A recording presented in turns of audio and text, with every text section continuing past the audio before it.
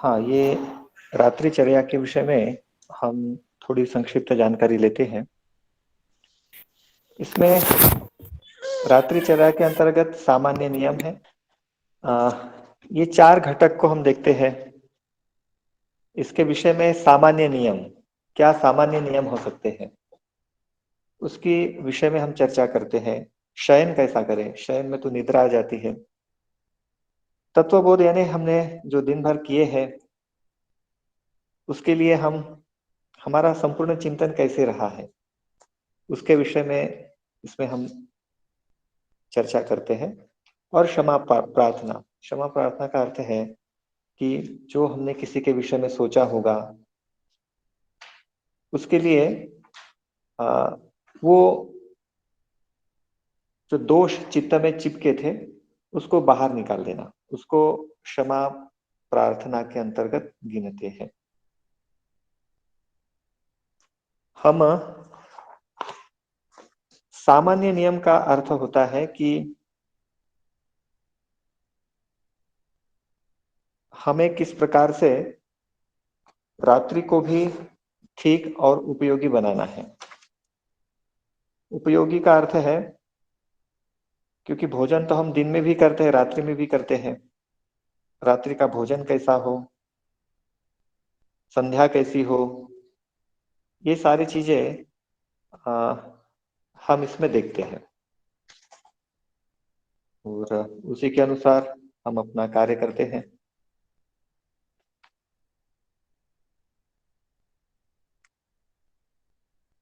शयन की विधि, शयन की विधि में आ, मुख्य रूप से यही देखा जाता है कि आपकी जो शयन का स्थान है, कपड़े हैं और निद्रा का समय है, ये सामान्य बातों का ध्यान इसमें रखा जाता है। कपड़े स्वच्छ हो, कल भी हमने इसके विषय में चर्चा की थी, कोई बहुत क्लिष्ट टॉपिक नहीं है। इसमें सबसे महत्वपूर्ण बात है आ, रात्रि में आहार की, कि रात्रि में कौन सा आहार करें। रात्रि में आहार वैसे कम करना चाहिए। कम का अर्थ है जितनी भूख लगे उससे एक दो रोटी कम करें, ये सामान्य नियम है। रात्रि में ऐसे पदार्थ न ले जो शरीर में वात को बढ़ाए या फिर कफ को बढ़ाए। ऋतु के अनुसार सामान्य सुपाच्य भोजन ले और भोजन बहुत अधिक रात्रि में न ले, उसको 7-8 बजे तक अपना भोजन कर ले तो उसका पाचन ठीक रहेगा। और अपने जो भी कार्य है उसमें कुछ स्वाध्याय करना है, कुछ पढ़ना है, लिखना है, आप कर सकते हैं। बहुत अधिक रात्रि तक जगना नहीं है रात्रिचर्या में। 10-10:30 बजे तक एक सामान्य समय है, या 11 बजे तक भी आप सो सकते हैं। हम्म। उतना आप करके आप मॉर्निंग में उठ सकते हैं। इसमें प्रमुख चर्या जो है वो तत्वबोध की साधना और क्षमा प्रार्थना है। ठीक है, तत्वबोध ये अपनी स्वयं की कॉन्शियसनेस है। हम दिन भर कैसा व्यवहार करते, किसके साथ ईर्ष्या, द्वेष, काम, क्रोध आदि जो रोग है हमको पीड़ित करते रहते हैं। हम किसी के प्रति ईर्ष्या से भर जाते हैं और वही चिंतन हमारे मन में सतत चलते रहता है। उसकी ग्रंथियां हमारे मन में बैठ जाती है, हमारे चित्त में बैठ जाती है। उसको नष्ट करने के लिए ये तत्वबोध की साधना है। ठीक है ना। तत्व अर्थ है किसी भी चीज को मूल रूप में जानना। हमारा मूल तत्व हमारी चेतना है जिसको हम आत्मा के रूप में जानते हैं। इसलिए एक सामान्य क्रम से एक शिथिल होकर इसके विषय में चिंतन करना। ठीक है ना। ये सब रात्रिचर्या के इसमें आते हैं।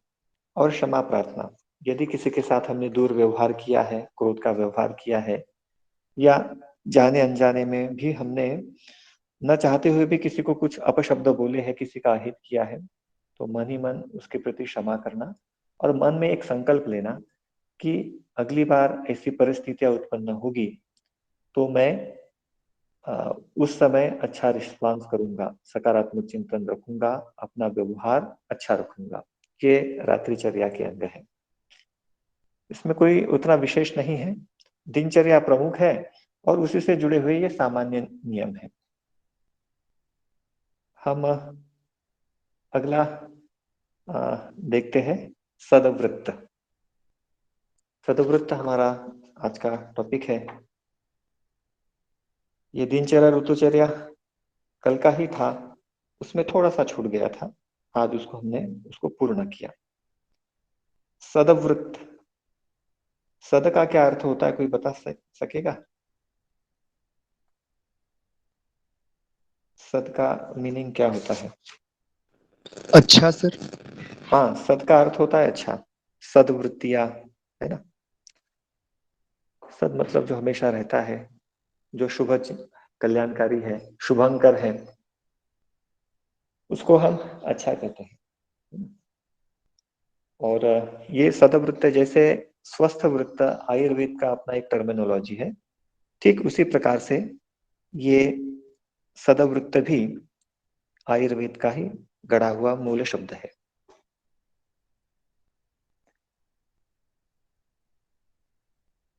सद वृत्त का संबंध आयुर्वेद लगाता है आपके मेंटल हाइजीन से, आपके मानसिक स्वास्थ्य से। और योग में क्या है, सबसे अधिक मानसिक स्वास्थ्य का ख्याल रखा जाता है। शारीरिक स्वास्थ्य का तो रखते ही है, परंतु वृत्ति निरोध के रूप में पातंजल योग में मुनि पातंजलि ने मानसिक स्वास्थ्य को प्रधानता दी है। इसलिए ये जो सदवृत्त है, ये संपूर्ण सदवृत्त का जो प्रसंग है आपके मानसिक स्वास्थ्य से संबंधित है, ठीक है ना। ये जो दिनचर्या है, ये दिनचर्या का महत्वपूर्ण भाग या फिर रात्रिचर्या का महत्वपूर्ण भाग आपके मेंटल हाइजीन के लिए आवश्यक है। तो सीधे सीधे सदवृत्त का अर्थ हम मानसिक स्वास्थ्य से लगाते हैं। अब ऐसे ढेर सारे पक्ष है जिसमें हमें सदाचार की आवश्यकता पड़ती है। योग की दृष्टि से देखें तो सदाचार क्या होगा, कोई बता पाएगा? बड़ा सरल सा प्रश्न है। योग की दृष्टि से सदवृत्त क्या होगा, अगर पूछ लिया जाए, प्रश्न है, एक छोटा सा प्रश्न है। या अच्छा आचरण, सच्चा आचरण। नहीं, हम अष्टांग योग में किसे स्थान देंगे, किस श्रेणी में बैठता है सदवृत्त? यम नियम आसन प्राणायाम प्रत्याहार धारणा ध्यान समाधि। हाँ नहीं, ये तो ठीक है, ये हमारा अष्टांग योग हो गया। इसमें से यम और नियम के अंतर्गत ये सदवृत्त की संपूर्ण शर्तें संतुष्ट होती है, नहीं होती है ना? क्योंकि इसमें संपूर्ण आचरण कैसा दिया है, आ, हमको ठीक करने के लिए दिया है। जी सर, जैसे शौच, संतोष, तप। हाँ, ये अहिंसा, सत्य, अस्तेय, ब्रह्मचर्य, अपरिग्रह, शोच, संतोष, तप, स्वाध्याय, ईश्वर प्रणिधान, ये सब क्या है, व्यक्ति के अंतर क्या है, सद्गुणों का विकास करता है, सदचिंतन को बढ़ाता है, सकारात्मक वृत्तियों की अभिवृद्धि करता है। इसलिए ये योग का सदवृत्त कहलाएगा, क्योंकि ये कर्म शुद्धि करता है, चित्त शुद्धि करता है कि नहीं करता है, अच्छे विचारों को लाता है, और इसमें लगभग वही अच्छे चरित्र को बनाता है। उससे हमारा कर्म शुद्धि होती है। कर्म शुद्धि होने से क्या होता है कि हमारा जो सामाजिक संतुलन है वो ठीक बना रहता है। सामाजिक संतुलन, हमारा सामंजस्य, ये हमारा उन्नत होता है, अधिक प्रभावशाली बनता है। और इस सदवृत्त के पालन करने से हमारी सामंजस्य क्षमता, कर्म की कुशलता, ये बढ़ती है। हम बात बात पर नाराज नहीं होते, किसी के प्रति हम बहुत उद्वेग से भरते नहीं हैं। हम क्रोध, ईर्ष्या आदि जो धारणीय नहीं है, इनको धारण करने के लिए नहीं बोला है, ये अधारणीय है। उन उनके उनको उनकी जो ये है प्रबलता, उसको हम कम करते हैं। और उसको धारण करके हम उसके जैसा नहीं बनते। क्रोध को धारण करके हम क्रोधी हो जाते हैं, है ना। ईर्ष्या को धारण करके हम ईर्ष्यालु हो जाते हैं। तो सदवृत्त उस पर नियंत्रण करने के आचरण का एक कोड ऑफ कंडक्ट है, आचार संहिता हम कहते हैं ना। जैसे उदाहरण के लिए आप देख लीजिए, स्कूल है, विद्यालय है, विद्यालय का अपना एक सदवृत्त है। विद्यार्थी है, विद्यार्थी का आचरण कैसा होना चाहिए। शिक्षक है, शिक्षक का आचरण कैसा होना चाहिए। घर में बालक है, माता पिता है, उसका कैसा आचरण होना चाहिए। तो ये सब उसके अंतर्गत हमको सिखाया जाता है। उसी प्रकार ये योग का विद्यार्थी है कोई, और योग के विद्यार्थी से हम कैसी आशा रखते हैं। एक हमारे मस्तिष्क में कौन सा इमेज तैयार होता है कि योग का विद्यार्थी होगा तो वो कैसा होगा, ठीक है। उससे लोग क्या अपेक्षाएं करते हैं, समाज क्या अपेक्षाएं करते हैं, तो इसका ध्यान इसमें रखा जाता है। उसी को देखकर उसके ढेर सारे क्षेत्र हैं, किसके, सदवृत्त के। मानसिक सदवृत्त, चरित्र संबंधी सदवृत्त, धार्मिक सदवृत्त, और सामाजिक सदवृत्त, अध्ययन संबंधी सदवृत्त, पारिवारिक सदवृत्त, वैयक्तिक सदवृत्त। ऐसे अनेक अनेक सदवृत्त, जहाँ जहाँ हम समाज में रहते हैं, जहाँ हम काम करते हैं, कार्यालय में काम करते हैं, और कहीं पर भी मान मान के चलिए हम यात्रा करते हैं, तो यात्रा करते समय हमें आजू बाजू बैठे हुए लोगों के साथ कैसा व्यवहार करना चाहिए, क्या करना चाहिए, ये सारी चीजें उसमें आती है। उससे हमारा मानसिक स्वास्थ्य बनता है। ये बात हमको स्पष्ट हो चुकी है। मानसिक स्वास्थ्य बनता है आपके सामंजस्य से, जहाँ आपको अननेसेसरी टॉक नहीं करना है, जहाँ थोड़ा मौन रहना है, कम बोलना है, मित्र भाषी बनना है। वहां अधिक बोलेंगे तो झगड़ा हो जाएगा, मन में क्रोध आएगा, ईर्ष्या आएगी, और मन वही क्या रहेगा, उलझा रहेगा। इसलिए आपने हठ योग में देखा होगा कि अधिक बोलने के को क्या कहा गया है, ये बाधक तत्व की श्रेणी में गिना गया है ना। साधक बाधक तत्व आपने हठ योग प्रदीपिका में देखे होंगे, उसमें भी ये बाधक की श्रेणी में आता है। मानसिक सदवृत्त से हम क्या समझते हैं। मानसिक सदवृत्त का तात्पर्य क्या है, मन को अच्छा रखना, ठीक है ना। मन को अच्छा कैसे रख सकते हैं हम, हमें विवेक से कार्य करना पड़ेगा, ठीक है ना।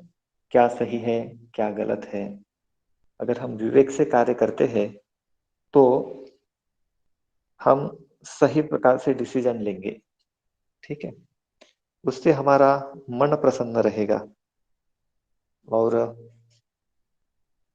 मन प्रसन्न रहेगा तो हम संपूर्ण क्षमता के साथ कार्य करेंगे, अपनी पूरी ऊर्जा के साथ हम कार्य में जुट जाएंगे, ठीक है। व्यवहार करते समय हम किसी के प्रति कटु वचन न निकालें। अनावश्यक हम टॉक करते हैं, आवश्यक नहीं है वो शब्द हम उच्चारण करते हैं, उससे क्या है कि एक दूसरे के मन में राग उत्पन्न होता है। इसलिए सत्य बोले परंतु प्रिय बोले, सत्यम परम धीमहि, ये कहा गया है। इसलिए ऐसे कटु वचन बोलकर अपने वृत्तियों को खराब न करें। और यही है जो राग और द्वेष का कारण बनता है। उसने मुझे ऐसा कहा था, उसने इस प्रकार मुझे बोला था। मन में लोग उसकी ग्रंथियां बना लेते हैं, चाहे वो घर में हो, चाहे परिवार में हो, चाहे वो समाज में हो, चाहे विद्यालय में हो, चाहे कार्यालय में हो, चाहे शादी ब्याह में हो। हर जगह व्यक्ति क्या है, इस प्रकार के जो कटु वचन है, तिरस्कार की भावना है, वो देखने से भी आती है। ये क्या है, राग द्वेष को बढ़ाते हैं, इसलिए इसको नष्ट करना है और सभी के प्रति सुख की कामना करना है। ये मानसिक सदवृत्त है। इसमें क्या क्या चीजें नहीं करनी है, इसका भी हमको पालन करना है। जैसे ईर्ष्या, चिंता, निंदा, आलोचना, भय, अभिमान, अधिक महत्वाकांक्षा। बहुत अधिक महत्वाकांक्षा रहती है हमारे मन में, और वो महत्वाकांक्षा हमारे व्यक्तिगत, कार्यालयीन और सामाजिक संबंधों को खराब करती है, वैर को बढ़ाती है। इसलिए इस अनिष्ट इच्छाओं का त्याग करना है। अपना जो उद्देश्य है, उद्देश्य को तो समर्पित रहना है, लेकिन उसके लिए विवेक के साथ सही साधनों का प्रयोग करना है और संपूर्ण मेहनत के साथ अपने अभिष्ट लक्ष्य की इच्छा पूर्ति करनी है। क्रोध को भी नियंत्रित रखना है, अर्थात अपनी जो अभिवृत्तियां है उसको नियंत्रित करने की कोशिश करनी है। ऐसा नहीं है क्रोध आया तो एकदम से निकाल दिया, इससे तो अनर्थ हो जाएगा। इसलिए ये सारी बातें क्या है, मानसिक सदवृत्त में आती हैं। उसके बाद चरित्र संबंधी सदवृत्त। देखिए शिक्षा क्या होता है, हमारे चरित्र विकास में सहायक है। सभी जो शिक्षा शास्त्री हुए हैं या शिक्षावेत्ताएं हैं, उनका दृष्टिकोण क्या है, चरित्र का निर्माण। स्वामी विवेकानंद के शब्दों में कहे तो शिक्षा का मूल उद्देश्य ही है चरित्र को गढ़ना, ये उसका प्रमुख लक्ष्य है। इसलिए मन को कुविचारों और दुर्भावनाओं से बचने के लिए अच्छे ग्रंथों का अध्ययन, अच्छे वचनों का श्रवण, ये अत्यंत आवश्यक है, ये पालनीय कर्तव्य है। एक दूसरे के प्रति सम्मानजनक और आदरणीय दृष्टि हो, सत्य प्रिय हो, क्योंकि जीवन का लक्ष्य ही है जीवनम सत्य शोधनम। ठीक है, हमारे कार्य में विनयशीलता हो, किसी ने कोई गलती भी की हो तो बड़े विशाल हृदय से क्षमादान का भी गुण होना चाहिए, और धैर्य भी होना चाहिए। प्रत्येक काम तुरंत नहीं होते हैं, तो इस सारी चीजों को हमें धारण करना है। सबसे महत्वपूर्ण बात होती है मितभाषी बनना। अननेसेसरी या लूज टॉक हम जिसे कहते हैं सामान्य भाषा में, ये हमारी वृत्तियों को खराब करने का एक प्रमुख शस्त्र है। इसलिए आवश्यक है उतना ही बोले, जहां मौन रहना है वहां मौन रहे। हाँ, परंतु अधिक बोलने से हम अनावश्यक तनाव और क्रोध को जमा कर लेते हैं, संबंधों को हम खराब कर लेते हैं।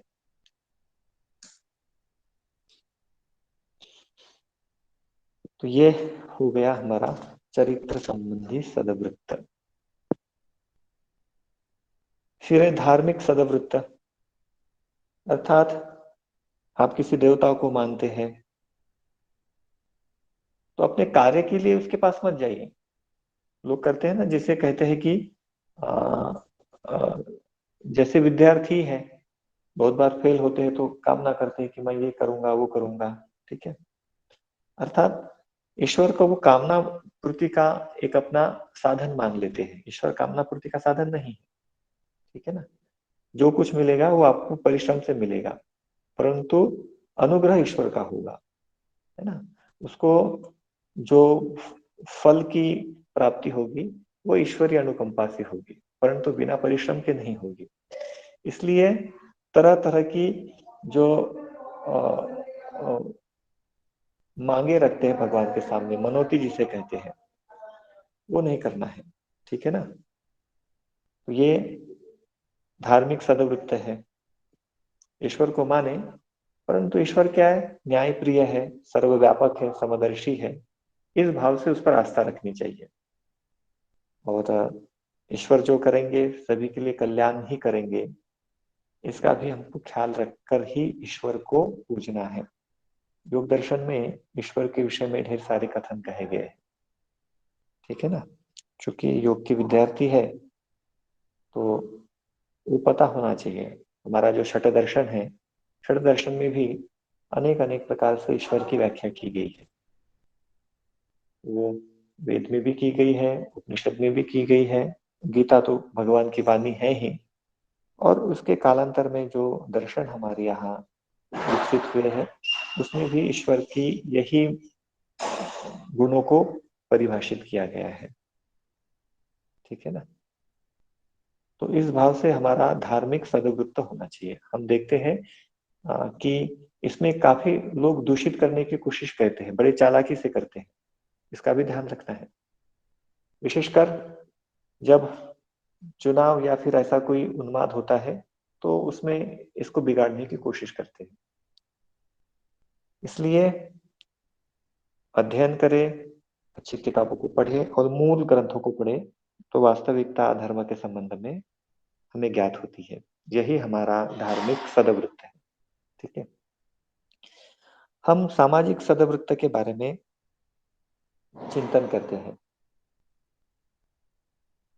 सामाजिक जीवन में हम हमारे कुछ पालनीय कर्तव्य हैं, उसका यदि हम पालन करते हैं तो वो चीज हमारे लिए अच्छी होती है।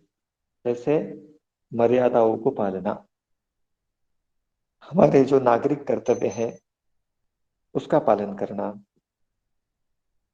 स्वच्छता रखना, सादगी से रहना, सज्जनता का वातावरण नियमित करना, अनीति से सफलता प्राप्त नहीं करना,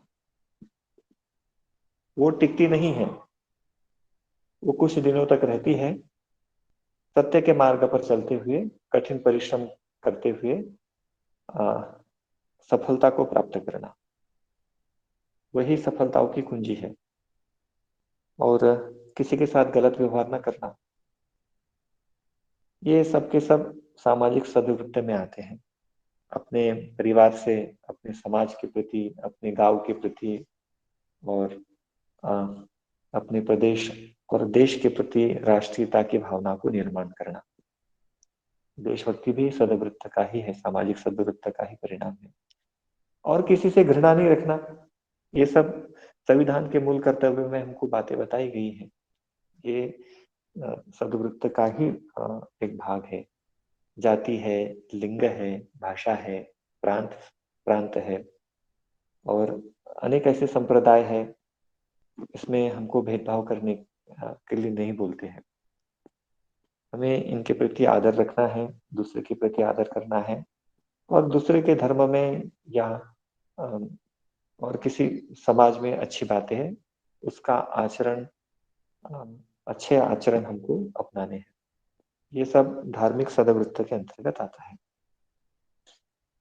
फिर अध्ययन संबंधी सदवृत्त, ये तो है स्वाध्याय संबंधित, कि स्वाध्याय कैसा करे, पढ़े कैसा, लिखे कैसा। ठीक है ना।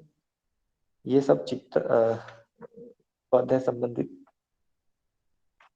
सदवृत्त में आते हैं। परिवार संबंधी सदवृत्त, भाई परिवार है तो परिवार में कैसे रहना चाहिए, बड़ों का क्या आदर्श है, बड़ों के क्या कर्तव्य है और छोटों ने किस प्रकार से, जो कनिष्ठ व्यक्ति है अपने ज्येष्ठ के प्रति किस प्रकार से आदर रखता है। पति पत्नी है तो उनके क्या कर्तव्य है, माता पिता के क्या कर्तव्य है, संतान के अपने माता पिता के प्रति क्या कर्तव्य है। ये सब पालनीय कर्तव्य है। उसमें भी सदाचार का, यम नियम का पालन करना है। ठीक है। और फिर हमारे कुछ सामाजिक दायित्व है, उस सामाजिक दायित्व को हमको उठाना है। अच्छा,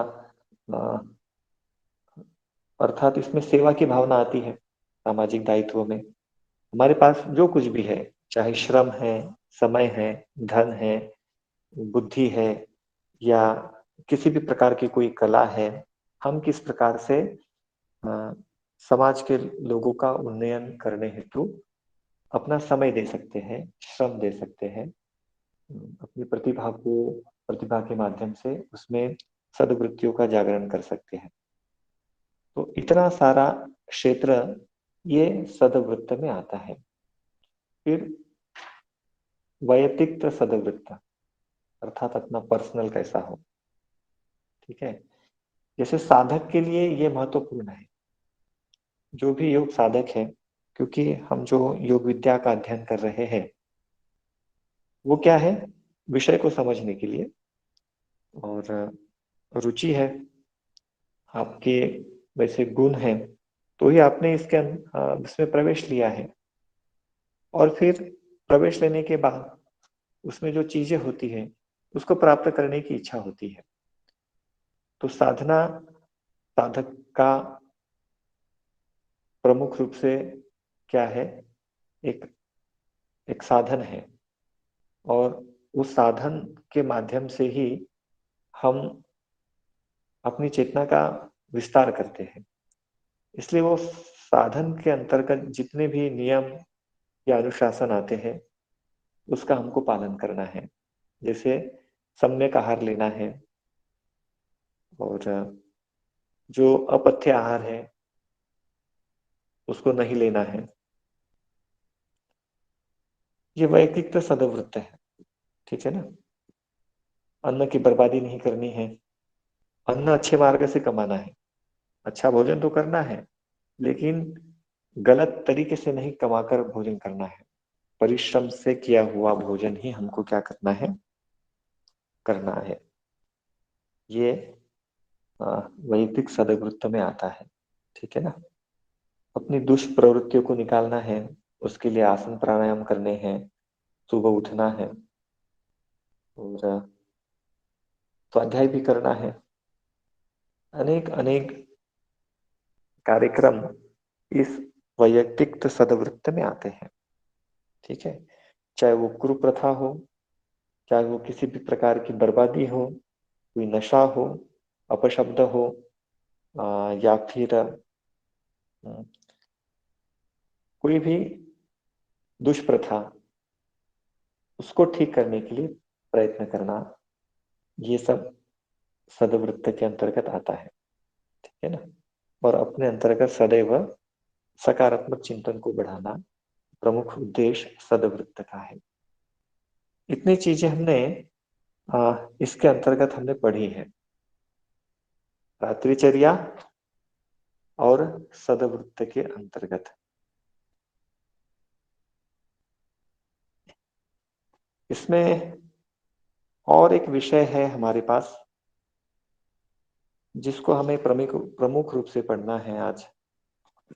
मेरे ख्याल से इतना तो समझ में आ गया होगा सदवृत्त।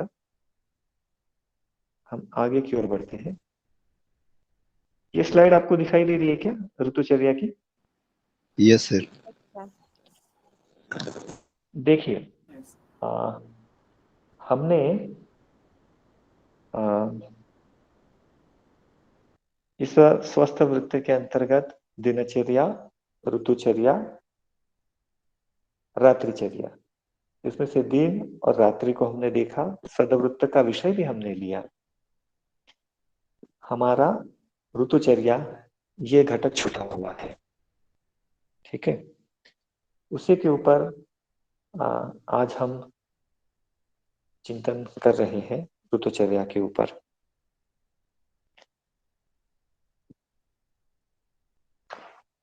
चर्या शब्द से परिचित है, चलना। दिनचर्या तो दिन के अनुसार चलना, रात्रिचर्या तो रात्रि के अनुसार चलना, कि किन किस किस किस किस प्रकार से हम चल सकते हैं। और ऋतुचर्या उसी अर्थ में हम उसको लेते हैं कि ऋतुओं के अनुसार चलना, ठीक है। कि ये ऋतुएं क्या है और किस प्रकार से हमको चलना है। जैसे दिन क्रम के अनुसार हम चले थे सुबह उठने से लेके रात्रि शयन तक, ठीक उसी प्रकार से इस ऋतुओं में हमें किस प्रकार से आचरण करना है, कैसे कपड़े पहनने हैं, कब उठना है, क्या क्या कर्म करने हैं, कौन सा भोजन करना है, अर्थात कौन सा भोजन पथ्य है, और कौन सा भोजन नहीं करना है, अर्थात कौन सा भोजन अपथ्य आहार की श्रेणी में आता है। इसको ध्यान में रखते हुए हमें ऋतुचर्या का पालन करना है।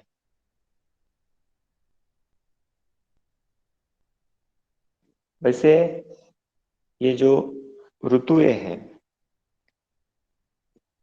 सामान्यतः कितनी ऋतुएं हैं हमारे यहाँ? महीने तो 12 है। 3।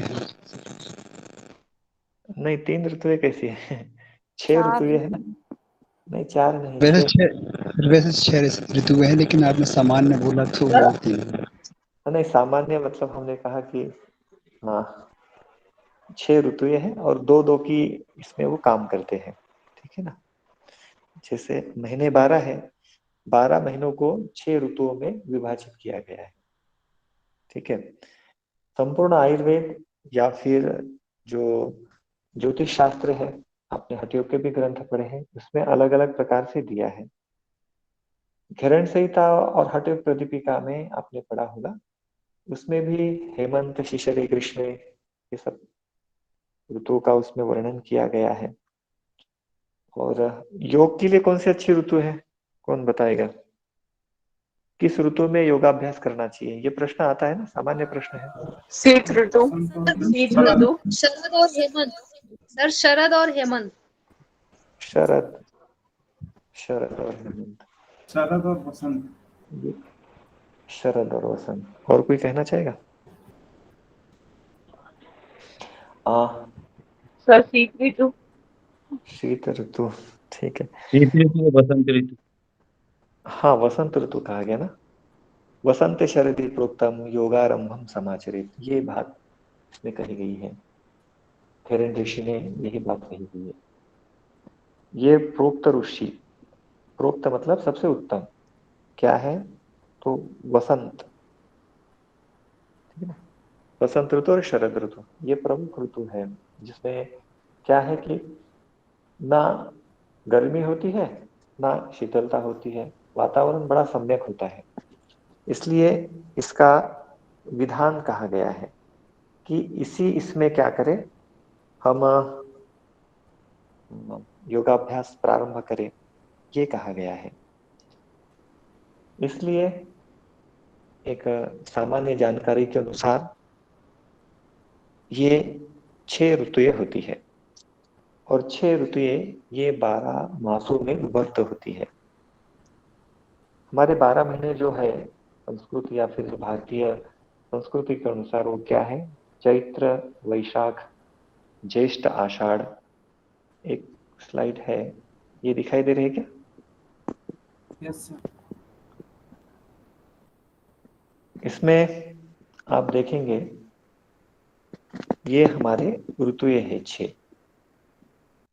शिशिर, बसंत, ग्रीष्म, वर्षा, शरद और हेमंत। ये दो दो मास में विभक्त है। माघ, फाल्गुन ये शिशिर है, चैत्र, वैशाख ये बसंत है, ज्येष्ठ, आषाढ़ ग्रीष्म है, वर्षा ऋतु जो अभी चालू है श्रावण और भाद्रपद। अभी तो श्रावण ही शुरू है ना, महीना श्रावण ही है अभी। Yes sir. Yes sir. Sir. Yes उसके सर, बाद श्रावण। श्रावण शुरू है। और शरद, और शरद ऋतु में कौन कौन से महीने आते हैं, अश्विन और कार्तिक। हेमंत में कौन सा आता है, मार्गशीर्ष और पोष। ये जनवरी, फरवरी, नवंबर और जनवरी का महीना होता है, ठीक है। तो ये ऋतुचर्या में ये हमने देखे कि 12 मास और 6 ऋतुएं, ठीक है।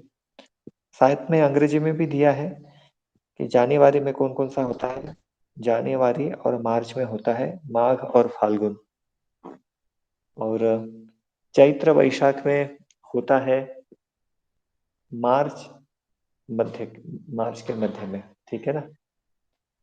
ज्येष्ठ आषाढ़ में, श्रावण और भाद्रपद में ये जुलाई और सितंबर, और इसी क्रम में इसमें जनवरी तक दिए हैं। मार्गशीर्ष और पौष महीना ये नवंबर और जनवरी, ये दो दो महीने के इसमें बटे हुए हैं, ठीक है। इसका एक संपूर्ण काल है, क्योंकि अधिकांश हमारे यहाँ जो गणना है समय की, वो सूर्य को देखकर या चंद्रमा को देखकर ही संपूर्ण कैलेंडर बनते हैं, पंचांग बनते हैं।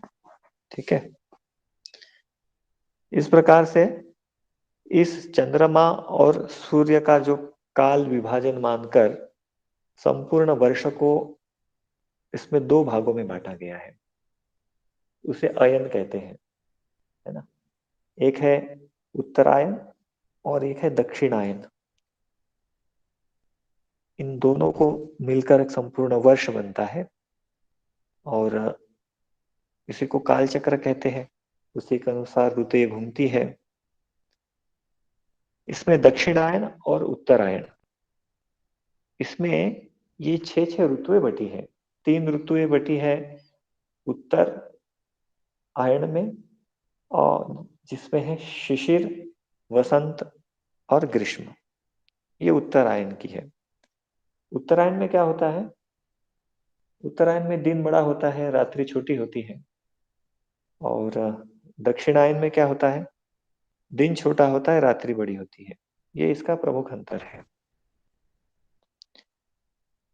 उसी प्रकार से ये जो दक्षिणायन में है, ये वर्षा, शरद और हेमंत, ये 3 ऋतुओं का सम्मिश्रण है। ठीक है। ये इतनी समझ हमको होना चाहिए। और हमने विषय लिया है, इसको हम पढ़ते हैं, परंतु प्रमुख रूप से ज्योतिष के जो विद्यार्थी हैं या फिर आयुर्वेद के विद्यार्थी हैं, उसके अनुसार चूंकि संपूर्ण शास्त्र उसी पर आधारित है, तो उसमें इसका विधान किया गया है। योग में योग का एक प्रकार है जिसे हम स्वर योग कहते हैं। स्वर योग में भी ये जो ऋतुएं हैं और ये महीने हैं, इसी के अनुसार प्राणायाम की मात्रा बढ़ाने घटाने का विधान है। ठीक है। तो हमने ये 6 ऋतुएं, 12 महीने, उत्तरायण और दक्षिणायन, 3 ऋतुएं उत्तरायण, शिशिर, वसंत, ग्रीष्म, दक्षिणायन में वर्षा, शरद और हेमंत, इतना हमने देख लिया है। क्योंकि ऋतु परिवर्तन होता है और ऋतु परिवर्तन होने के साथ साथ अनेक बीमारियां उसमें उत्पन्न होती है, जिसे हम ऋतु संधि कहते हैं, ऋतु परिवर्तन कहते हैं। इसमें क्या है, शरीर के दोष घटते बढ़ते रहते हैं। शरीर में 3 प्रकार के दोष प्रमुख रूप से होते हैं और उसी को संतुलित करने के लिए ये ऋतुचर्या का प्रमुख विधान आयुर्वेद के मनीषियों ने किया है। ठीक है ना। हमारे भौतिक शरीर में प्रमुख 3 दोष कौन से हैं, कोई बताएगा? बात पित्त कफ। हाँ, ठीक है। वात, पित्त और कफ, है ना, ये 3 प्रमुख दोष है। इसमें लिखा भी है कि कौन से ऋतु में कौन सा दोष बढ़ता है, कौन से पदार्थ खाने से कौन सा दोष बढ़ता है, और किस प्रकार का चिंतन करने से। जैसे हम भोजन करते हैं राजसिक, तामसिक और सात्विक, उससे भी ये दोष बढ़ते हैं या घटते हैं। उसी प्रकार के चिंतन से भी इस दोष में वृद्धि या फिर इसमें कमी आती है। और आयुर्वेद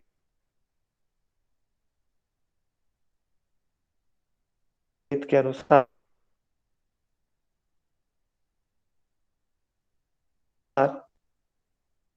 आवाज नहीं आ रही।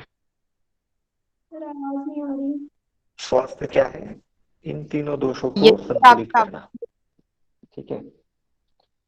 हम संपूर्ण दिनचर्या, ऋतुचर्या, स्वस्थ व्रत और सदव्रत का पालन करते हुए अभी कोई बताए आवाज है कि नहीं आ रही? अब आ रही है सर, पहले नहीं आ रही। थोड़ा यस बैठते सर, बैठते अभी आ निकाल रही है। अभी आ रही क्या? आ रही है सर। हाँ ठीक है। क्योंकि थोड़ा सा नहीं आए तो हाँ हाँ, क्योंकि ये थोड़ा सा ट्राइबल एरिया है, कब कनेक्शन कट जाए पता ही नहीं चला हम लोगों को।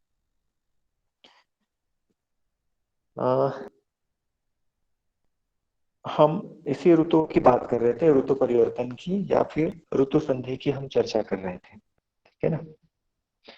इसी में प्रकोप होता है, इसलिए इस संक्रमण काल में यदि हम अपने भोजन को व्यवस्थित करें, अपनी दिनचर्या और रात्रिचर्या उसका प्रयोग है, ठीक है, और सदवृत्तों को ठीक रखें, अर्थात अपना मानसिक स्वास्थ्य ठीक रखें, अपना दिनक्रम डेली रूटीन ठीक रखें और रात्रिचर्या हम ठीक रखें कि हमें इन 3 दोषों को किस प्रकार से व्यवस्थित करना है, ठीक है ना।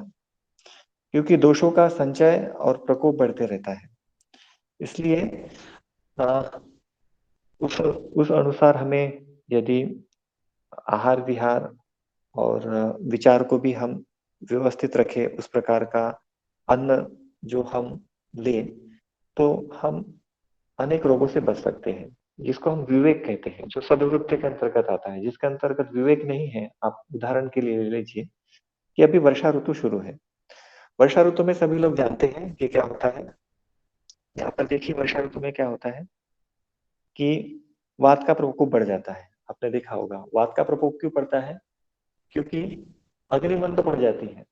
अग्नि अर्थात भोजन को पचाने की क्षमता, जो हमारा मेटाबॉलिज्म है वो कम हो जाता है। हम गरिष्ठ भोजन नहीं कर सकते हैं, करते भी है तो उसको हम ठीक से पचा नहीं पाते हैं, है ना। इसलिए हमें इसमें हल्के और सुपाच्य भोजन का आहार लेंगे तो ये वातवर्धक हमारे लिए नहीं होगा, ठीक है ना। इसलिए जो वर्षा ऋतु में है वो हमको सुपाच्य भोजन ही लेना चाहिए, ठीक। हम ये ऋतु संधि की बात अ, हम कर रहे थे, उसी के अंतर्गत हमने इसको देखा है। हम हेमंत की चर्चा करते हैं। हेमंत ऋतु में हमें क्या करना चाहिए, या फिर कहाँ से शुरू करें हम?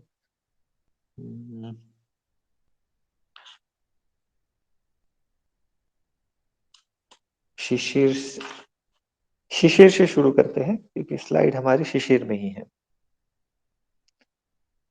शिशिर ऋतु में कौन कौन सा आहार वर्ज्य आहार है? जैसे ये शिशिर ऋतु किस में आती है? माघ और फाल्गुन में आती है, अर्थात जनवरी और मार्च का समय है। इस समय कौन कौन से महाभूत होते हैं? वायु और आकाश, ठीक है। और ये जो रस है वो तिक्त रस। रस रस का अर्थ होता है षड रस। प्रमुख रूप से इसका वर्णन बाकी था स्लाइड में, क्योंकि आया है इसलिए बता देते हैं। प्रमुख रूप से किसी भी पदार्थ में ये 6 रस होते हैं। ये 6 रस कौन कौन से हैं? मधुर, अम्ल, लवण, कटु, तिक्त और कषाय। ये 6 रस है। स्लाइड नहीं इन दिख रही 6 आपकी। नहीं दिखाई दे रही क्या? दिख रही है सर। दिख रही है सर। दिख रही है। उनका नेटवर्क थोड़ा, उनका नेटवर्क ऐसा होगा इसलिए नहीं दिखाई दे रही है, ठीक है। तो ये 6 रस युक्त हमको भोजन करना चाहिए, ठीक है। तिक्त भोजन का अर्थ, माइक को म्यूट कर लीजिए।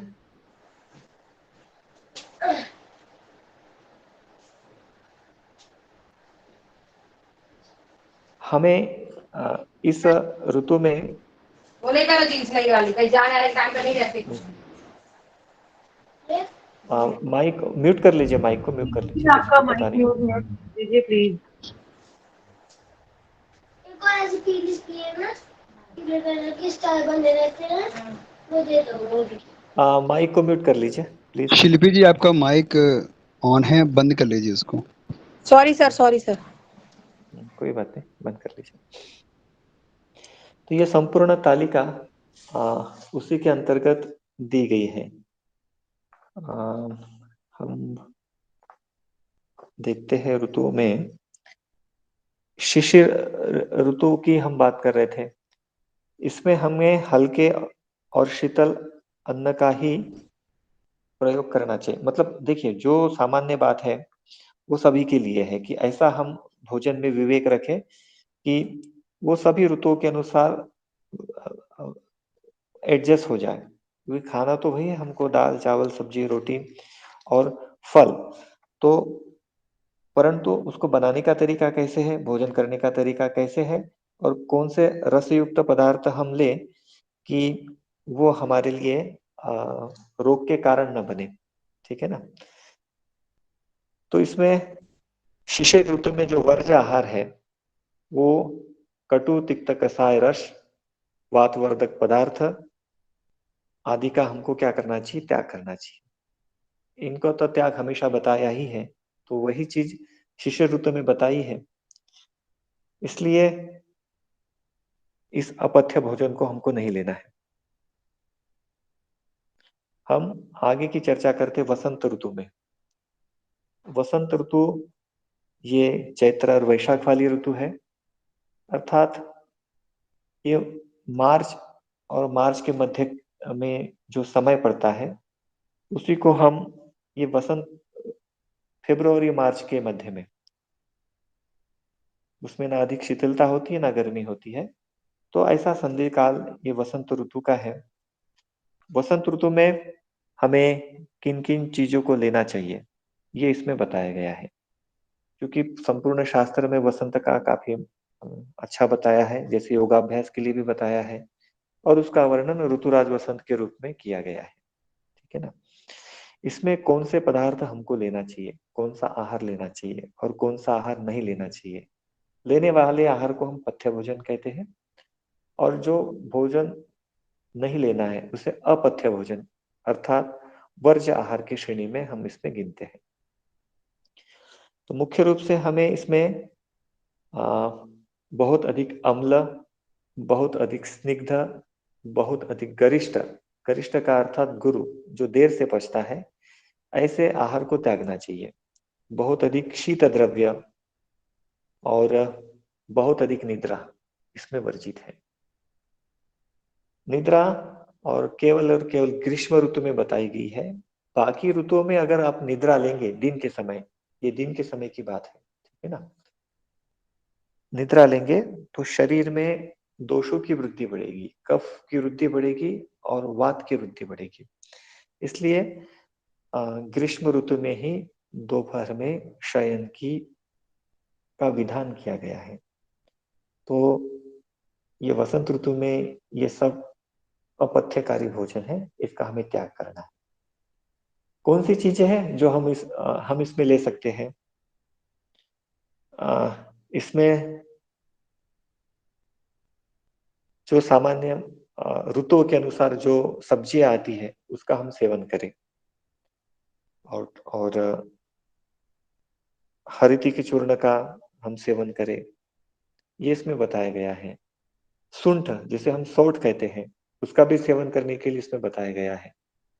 और मधु मिश्रित जल अर्थात शहद पानी का वर्णन भी लेने के लिए इसमें कहा है। मधुर रस इसमें हम ले सकते हैं, क्योंकि संपूर्ण आहार का विभाजन इस रस के आधार पर कहा गया है, तो मूल उसी बातों को ध्यान में रखकर इसमें वसंत ऋतु की चर्चा की गई है। उसी प्रकार से हम देखते हैं ग्रीष्म ऋतु में, जैसे ग्रीष्म ऋतु में कौन सा आहार अपथ्य कारक हो सकता है, ये सबको पता है कि बहुत अधिक खट्टा, बहुत अधिक अम्ल, बहुत अधिक उष्ण, बहुत अधिक पद यात्रा करना, उष्ण पदार्थ लेना, बहुत अधिक श्रम करना, बहुत अधिक मालिश करना, और जो गरिष्ठ आहार है, चने की दाल है, उड़द की दाल है, सरसों है, और इन सबको त्यागना है, ठीक है। हल्के सुपाच्य भोजन का प्रयोग करना है। ये जितने भी हमने पदार्थ बोले हैं वो चाहे कटु रस वाले हो, चाहे अम्ल रस वाले हो, चाहे लवण रस वाले हो, उसको इसमें त्यागना है, और मधुर रस का इसमें सेवन करना है। कोई शरबत है, जैसे नींबू पानी शरबत है, उसका प्रयोग करें, चावल का प्रयोग करें, घी का प्रयोग करें, स्निग्ध सुस्निग्ध मधुर आहार ये हठयोग प्रदीपिका में बताया है, वैसा आहार हमको इस ग्रीष्म ऋतु में लेना है। ठीक है। और इसमें ग्रीष्म ऋतु में शयन की का भी विधान है, क्योंकि इसमें दिन बड़ा होता है, तो दोपहर में एक हल्की निद्रा लेने की विधि का विधान बताया गया है। अगर वो लेंगे तो वो शरीर और मन दोनों को और चित्त को प्रसन्न करने वाला होता है, आलस्य को दूर करता है। ठीक है ना। दूध चावल का भी इसमें विधान बताया गया है, दही का विधान, ऐसे अनेक चीज है जो शरीर के लिए अच्छा है, उसमें सेवनीय आहार के रूप में इसमें वर्णन किया गया है। हम वर्षा ऋतु की बात करते हैं, जो अभी प्रमुख रूप से शुरू है।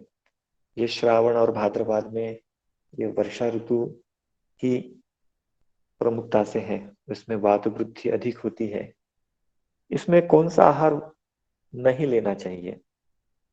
बहुत अधिक पाले भाजियां हम नहीं लेते हैं, और अधिकांश ऐसी सब्जी लेते हैं जो सूखी हुई हो, घर में बनी हुई हो, और हरी ताजी सब्जियां इसमें वर्ज्य मानकर उसका सेवन नहीं करते हैं।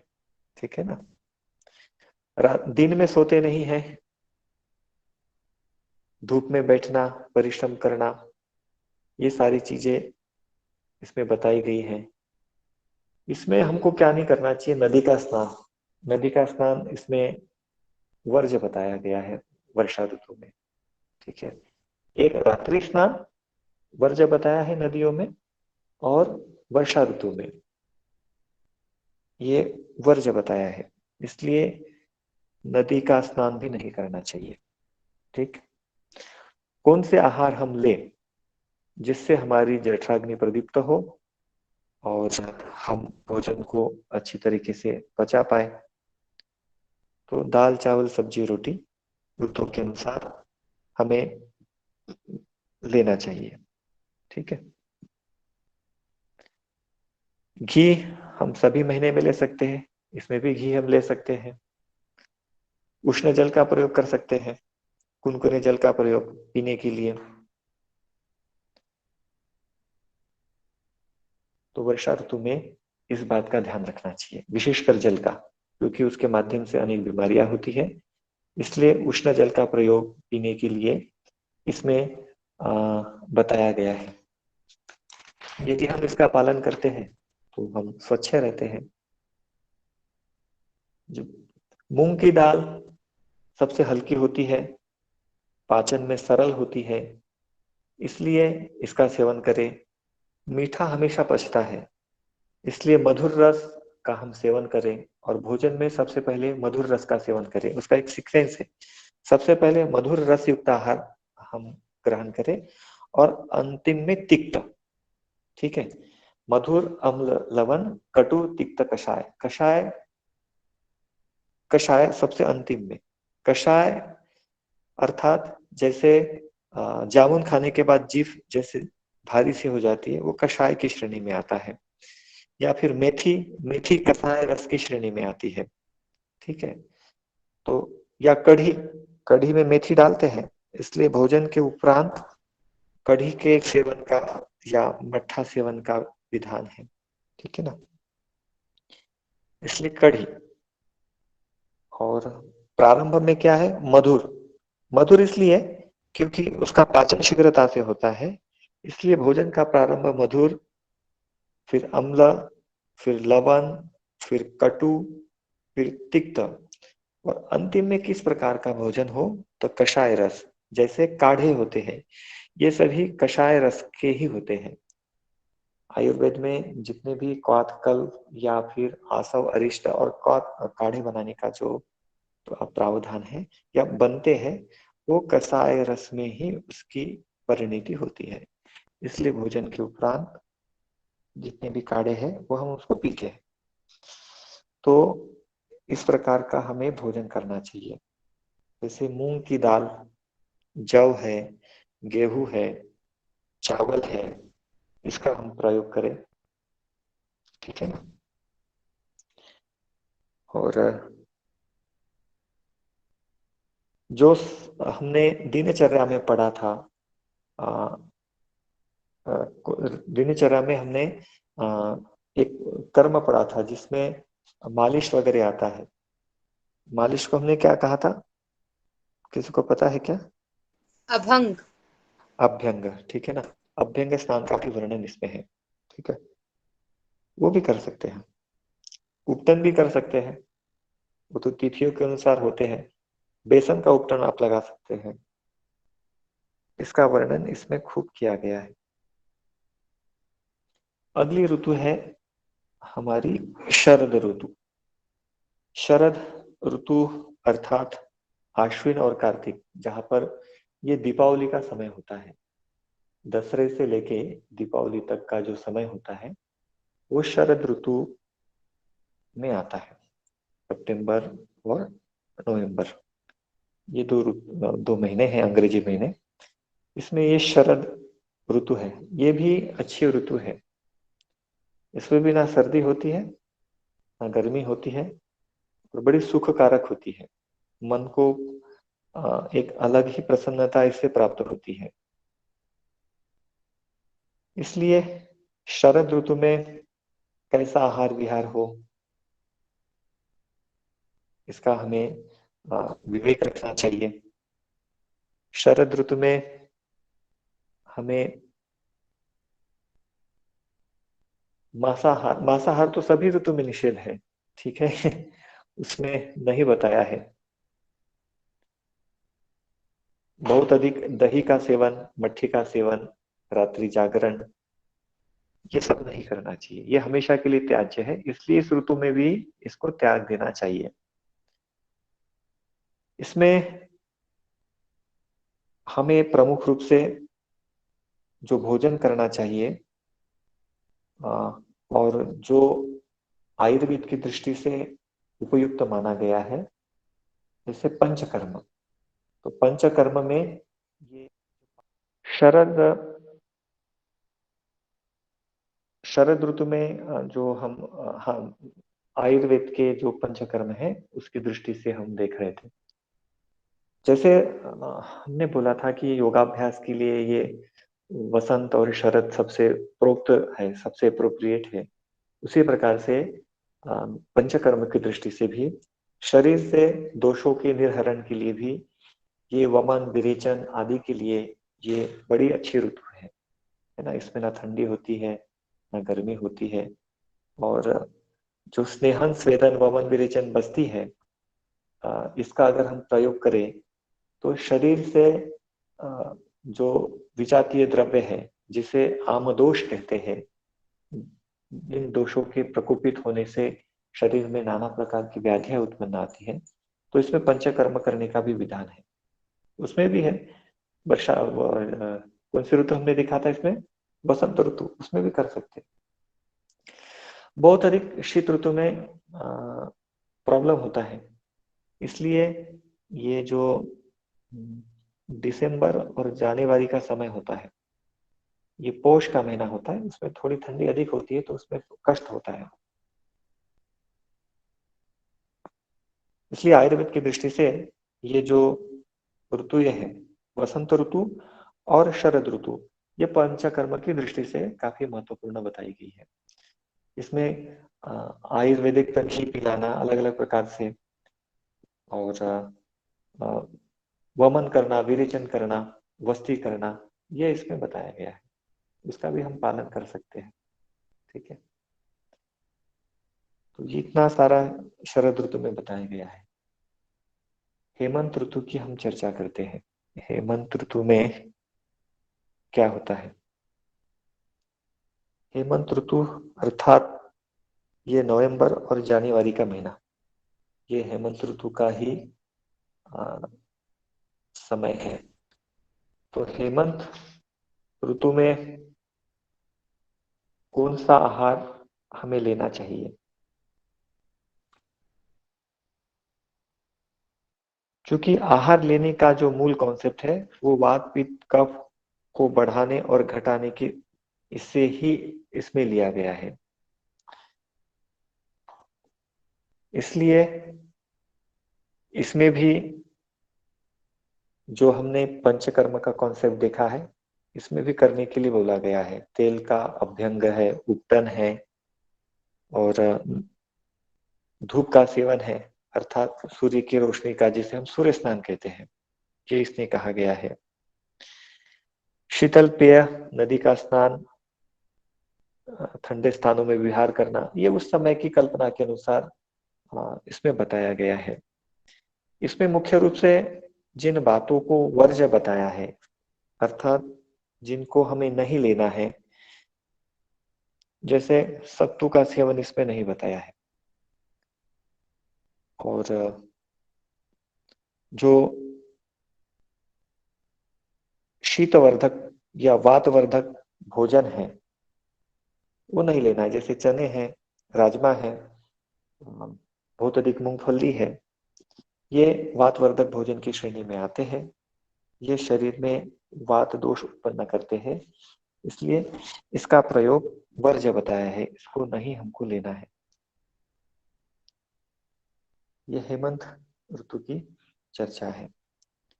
तो इस प्रकार से ये संपूर्ण संकल्पना ऋतुचर्या की इसमें बताई गई है, ठीक है ना। इसके अनुसार ही हमको, अगर जहां तक संभव हो सके अगर हम करेंगे, तो निश्चित तौर से जो ऋतुओं के अनुसार बीमारियां होती है उस पर हम विजय प्राप्त कर सकते हैं। आप देखिए, जो ऐसा समय है संक्रमण काल, उसमें हमें सावधान होने की आवश्यकता होती है। यदि जैसे हमारी आयु के संबंध में देख लीजिए, बढ़ते हुए बच्चे टीनेजर होते हैं, वो बाल्यावस्था से युवा अवस्था में आते हैं, उसमें सबसे ज्यादा परिवर्तन होता है, हार्मोनल चेंजेस इतने होते हैं, अपने अंतर्गत बढ़ने वाले हार्मोन्स के कारण विचार में जो परिवर्तन होता है उसमें वो समझ नहीं पाते और उचित ज्ञान नहीं होता है।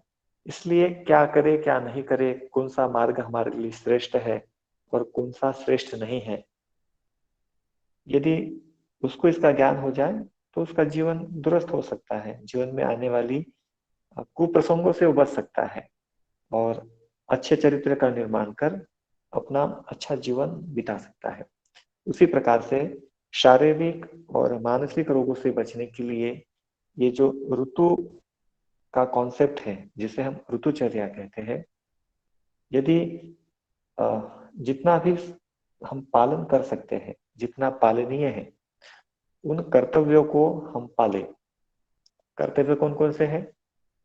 आपका दिनक्रम संबंधित बातें, रात्रिचर्या से संबंधित बातें, और वैचारिकी से संबंधित, आपके चिंतन से संबंधित बातें, ठीक है ना। अगर इसका उचित मात्रा में हम प्रयोग करते हैं तो निश्चित तौर पर हम इस ऋतुओं के अनुसार होने वाली बीमारियों से बच सकते हैं। उसमें से सर्दी, खांसी, बुखार, डायरिया, उल्टियाँ, फूड पॉइजनिंग, ये सामान्य आहार है और ये शरीर की शुद्धि के लिए आते हैं। यदि हम इसमें विवेक रखें, स्वच्छता रखें, हाइजीन मेंटेन करें, कुछ योगाभ्यास करें और कम आहार लें, तो इन बीमारियों पर हम नियंत्रण प्राप्त कर सकते हैं और बड़ी व्याधियों से होने के लिए अपने शरीर को बचा सकते हैं, अपनी रोग प्रतिरोधक क्षमता बढ़ा सकते हैं। इसी दृष्टि से इस आयुर्वेद में ये ऋतुचर्या की संकल्पना को पुष्ट किया गया है, बताया गया है। कालांतर में वो हमारे इसमें था, व्यवहार में था। ऐसे भोजन हम करते हैं, जैसे आप देख लीजिए, संक्रांति के समय हम तिल का सेवन करते हैं ना, बाकी ऋतुओं में नहीं करते हैं। उसमें गरिष्ठ आहार और पोषक युक्त पदार्थ हम लेते हैं। और जैसे ये अप्रैल के महीने में हम नीम का प्रयोग करते हैं रक्त शुद्धि के लिए, नीम का प्रयोग करते हैं। बहुत से स्टेट में ये प्रथा है नीम की पत्ती खाने की। तो दोष काल में या ऋतु संधि में जो रक्तगत व्याधियां होती है उसको वो शमित करता है। तो अलग अलग ऋतुओं में अलग अलग पदार्थ खाने का विधान है। गर्मियों में सत्तू खाने का विधान है, उसका शरबत पीने का विधान है ना। तो ये भोजन संबंधित, विचार संबंधित और अपनी आदतों से संबंधित ऋतुचर्या हमें रखनी चाहिए। ठीक है, तो यही संपूर्ण संकल्पना थी। इस विषय में यदि किसी के कुछ क्वेरी है, कोई प्रश्न है, हमारे पास समय है 5 मिनट, तो हम पूछ सकते हैं।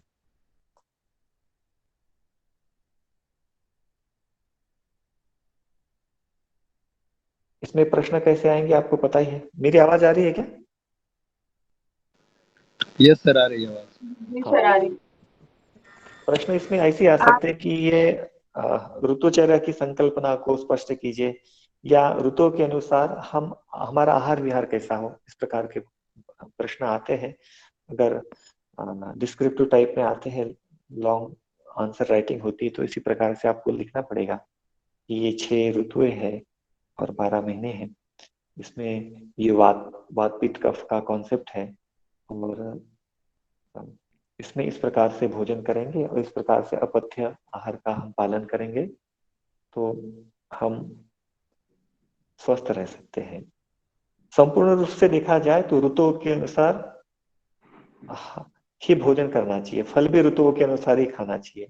जिस समय में जो ऋतु में फल होता है वो हम लेंगे तो हमारे लिए पुष्ट कारक होगा। जैसे इस ऋतु में आम नहीं होंगे तो वो आम नुकसान करेंगे। जैसे एप्पल अभी होते नहीं है, सब कोल्ड स्टोरेज से आते हैं, तो वो सड़ते भी जल्दी है और कोई लाभ भी नहीं होता है। इसलिए अपने क्षेत्र के अनुसार और ऋतुओं के अनुसार जो भी फल आता है वो शरीर में वृद्धि करता है, धातुओं को बढ़ाता है।